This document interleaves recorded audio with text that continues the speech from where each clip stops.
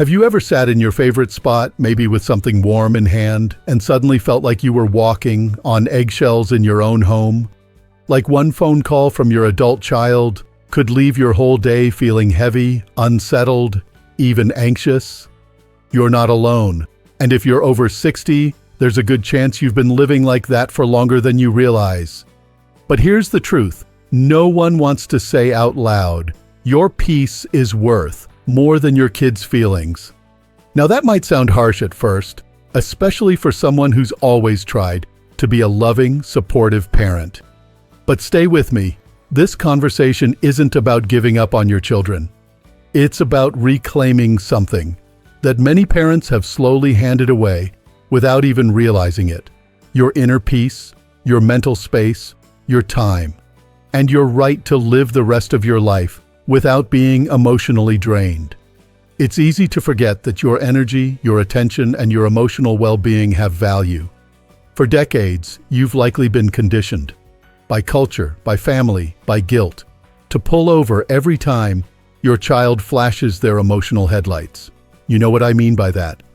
The late-night calls, the outbursts, the silent treatments, the guilt trips, the "you never listen to me," or "you always take it the wrong way," or worse, when they twist things to make you feel like you're the problem. And what do? You pause your plans, you abandon your peace, you brace yourself. You explain, you comfort, you defend. But at what cost? Society tells parents, especially mothers and fathers from your generation, that a good parent is always available, always understanding, always willing to drop everything and be there. But no one ever talks about what happens when being there starts to feel like being used. Here's the hard truth. When your children are grown, they are responsible for their own emotional lives. And when you keep carrying their burdens for them, when you keep making room for their chaos, you're not helping them grow, you're helping them stay emotionally immature. The pattern often begins in small ways. Maybe they call to vent. You listen, they call again and again. You start to notice they don't really want advice. They want an audience. They don't want feedback. They want agreement. And if you ever gently offer your honest thoughts, you're suddenly the bad guy. At first, it's subtle, a sigh, a pause, a cold shoulder. But over time, you realize something's off.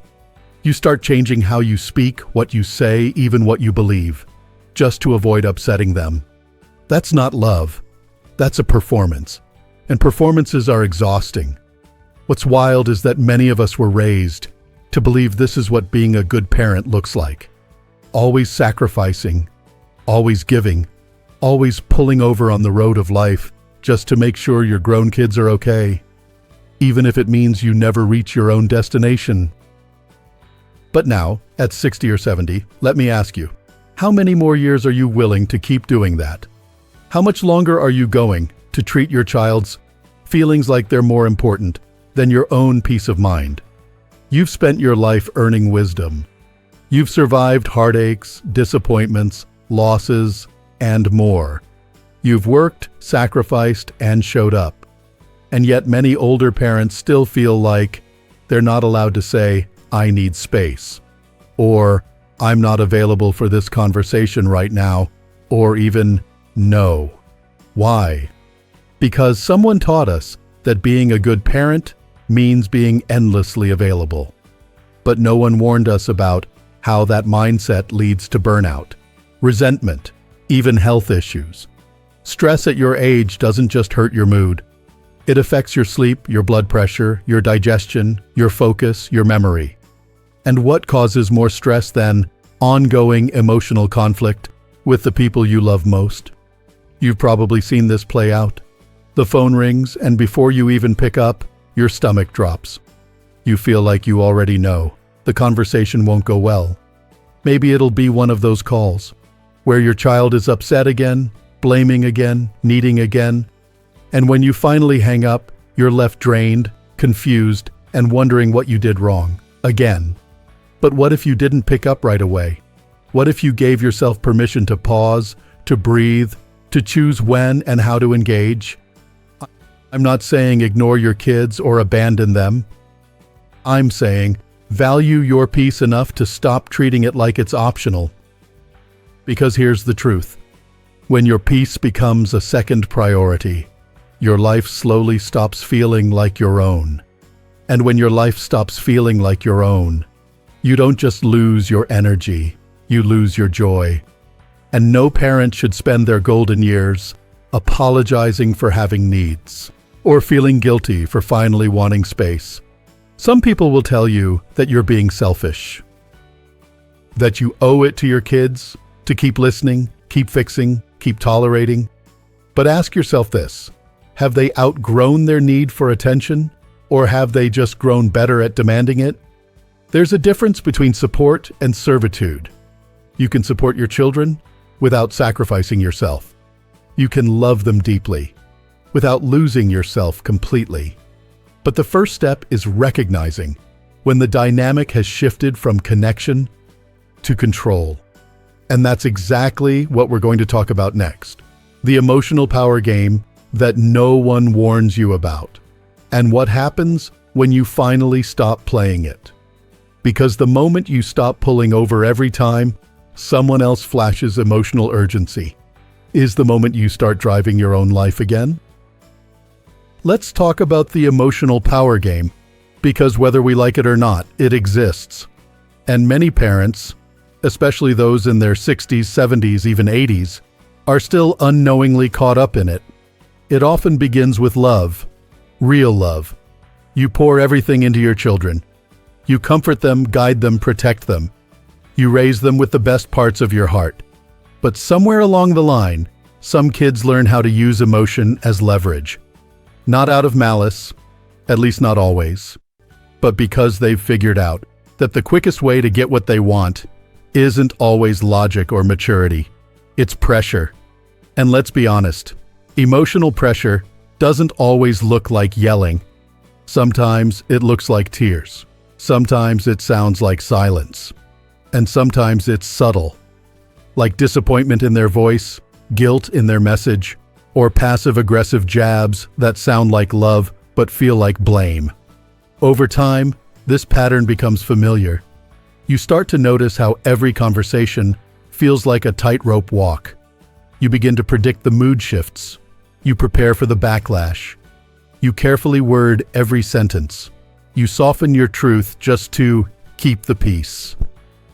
But that's not real peace. That's performance again, and performances wear you down. One day you realize it doesn't matter what you say because their reaction is already set. You could speak with kindness and still be told you're being harsh. You could set a boundary and be accused of being cold.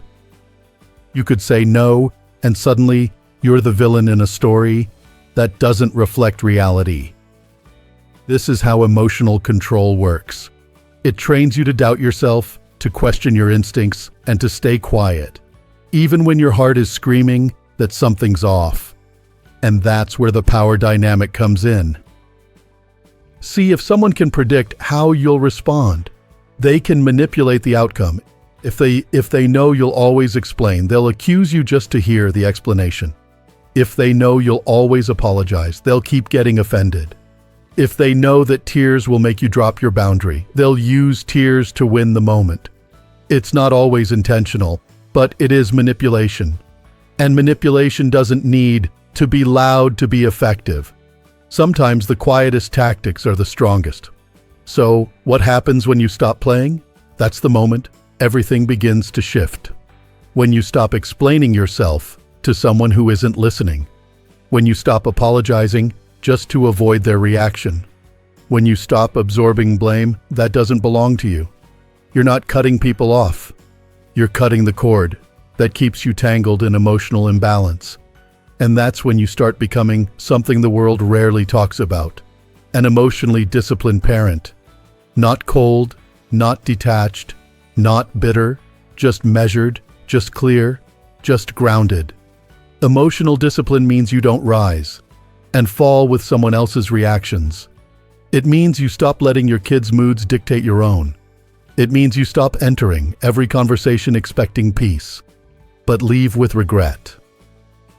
Let me tell you, there's incredible power in pausing before you respond.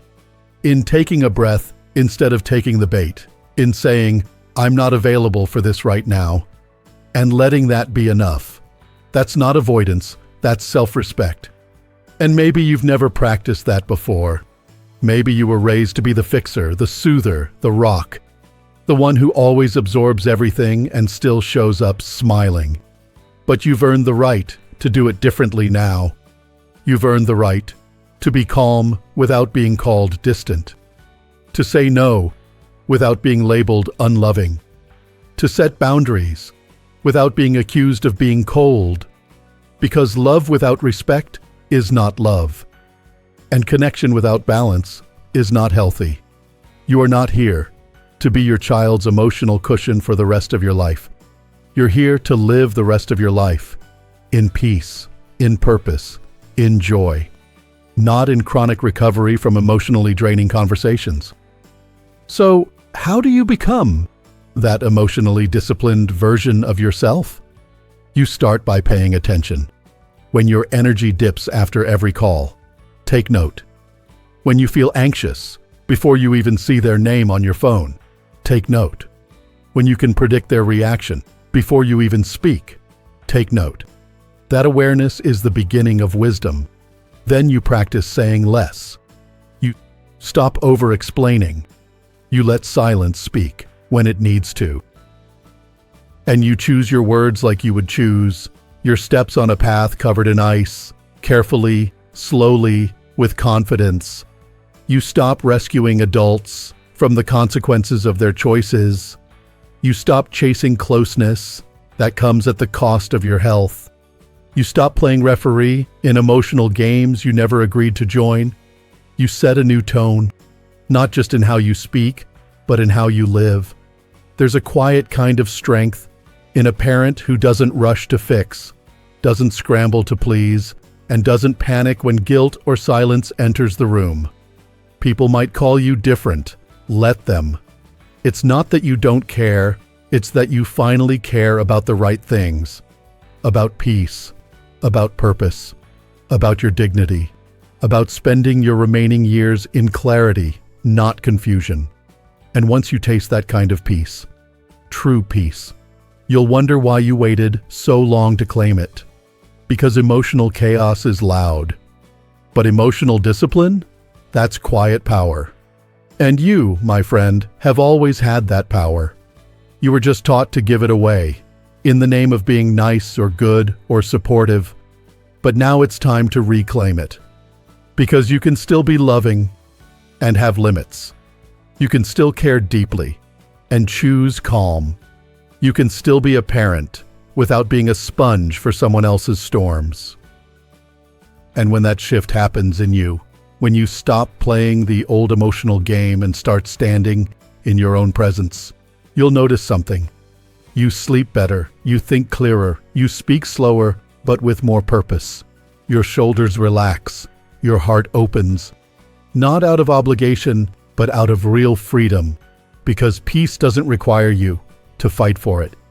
It just requires you to stop fighting yourself, to keep everyone else comfortable. There comes a moment in life, especially later in life, when you stop viewing peace as a luxury, and you start treating it as a non-negotiable, a standard, not a reward for being good or calm or agreeable, but a baseline that everything else must meet. At this stage of your life, peace is no longer a favor you give to others. It's the foundation you protect for yourself. And once you make that shift, once you decide that peace is the starting point for every conversation, every relationship, every connection, you begin to see everything differently. You stop asking, "Did I upset them?" And you start asking, "Did this disturb my peace?" You stop worrying, "Will they be okay with this boundary?" And instead ask, "Will I be okay without one?" You stop giving away your emotional energy like it's endless. You start treating it like the limited, sacred resource it is. Because it is. Your peace is what lets you think clearly, sleep deeply, speak kindly, live fully. And when it's gone, So is your strength. Peace is not weakness. It is not withdrawal. It is not giving up. That's what people say when they can no longer manipulate your emotions. They'll call you distant, cold, unavailable, but they're wrong. You're not shutting down. You're just refusing to be pulled in. There's a world of difference between walking away from someone and walking toward yourself. Some people will notice you changing. They might accuse you of caring less. That's okay. Let them, because you're not caring less. You're just not caring at the expense of yourself anymore. You're done carrying the weight of everyone else's moods. You're done explaining your boundaries like they need permission. You're done sacrificing your peace just to avoid a temporary conflict. You know now that short-term tension is worth it if it means long-term clarity. You know that some people don't want peace, they want control. And when control doesn't work anymore, they call you the problem, but you're not the problem. You're the solution that stopped volunteering, and that makes all the difference. You're not abandoning your children, you're simply returning to yourself, because love without limits becomes labor, and labor without reciprocity becomes emotional captivity. And you, at this stage of your life, deserve freedom, not captivity. So you begin to evaluate everything through this new lens. Does this conversation add peace or take it away? Does this relationship help me grow or keep me stuck? Does this dynamic drain me or does it uplift me? If it doesn't nourish your soul, it doesn't need your energy. That kind of clarity is hard-won. It doesn't come easy. But when it does arrive, it changes everything. From how you show up, to who you let close, to how you spend your most precious resource, time. Time becomes sacred when you realize how little of it you're guaranteed. And you stop wasting it on circular conversations, misplaced guilt, and people who refuse to grow. You no longer explain what you know is right. You no longer argue with what you know is wrong. You no longer panic in silence or rush to repair what you didn't break.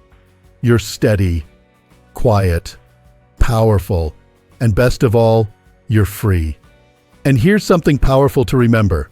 When you stop chasing peace from others and start generating it from within, the emotional economy changes. The old rules stop working. Guilt doesn't move you. Tears don't shake you. Anger doesn't corner you. Silence doesn't scare you. That's when people start calling you dangerous. Not because you hurt anyone, but because you can't be controlled the same way anymore. Your love is no longer a reflex, it's intentional. Your presence is no longer automatic, it's earned. Your attention is no longer scattered, it's sacred. And if someone wants access to you, emotional, physical, or even just a phone call, they have to come through the door of mutual respect. That's not arrogance, that's adulthood. That's what wisdom looks like when it finally grows teeth. So here's what I want you to remember, especially if you're a parent in your 60s, 70s, or beyond. You don't have to prove you're a good person by sacrificing your peace. You don't have to keep showing up for conversations that exhaust you. You don't have to keep explaining what you've already made clear. You don't have to absorb emotions that aren't yours to carry. You don't have to be the hero, the fixer, the savior anymore. You can just be you, calm, kind, and centered. You can protect your energy like it matters, because it does. You can let go of the guilt that was never yours to begin with. You can reclaim the life you built, brick by brick, and finally enjoy it. Because peace doesn't mean you stop loving people. It means you start loving yourself enough to choose what love looks like going forward. And going forward, it looks like ease, like quiet mornings, like clear boundaries, like meaningful connections, like honest conversations without fear, like being respected, not just needed, like being valued, not just used. That kind of peace is not the end of love. It's the beginning of real love. The kind that doesn't drain. The kind that doesn't guilt. The kind that doesn't fear silence or require performance. The kind that says, I'm okay, even if you're not. And I love you, but I love me too. So if any part of you feels tired, resentful, emotionally foggy, or like you've lost yourself in your role, as a parent or caregiver, take this as your permission slip. It's not too late to reclaim your peace. It's not too late to reset the rules. It's not too late to be the most powerful version of yourself. Calm, discerning, loving, but no longer self-sacrificing. Because the truth is, you can't pour from an empty cup. And if you want to leave behind a legacy that matters, of strength, of wisdom, of example, you start by protecting your peace. That's where clarity lives. That's where your best decisions are made. That's where love can breathe without fear. So choose peace. Every day. In every interaction. Let it be your standard, not your reward. And if someone can't meet you at peace, let them meet themselves somewhere else. You've earned this. You deserve this. And the rest of your life starts with one simple decision. No more guilt for wanting peace. Now I'd love to hear your thoughts in the comments below. Have you experienced this shift in your own life? Have you stopped trying to manage everyone else's emotions? Let's support each other. If you found value in this message, go ahead and like the video. It helps more people find it. And don't forget to subscribe to Strong Elderly Life for more conversations like this, because your later years can be your strongest years, full of wisdom, calm, and power. Until next time, take care of yourself first. You've taken care of everyone else long enough.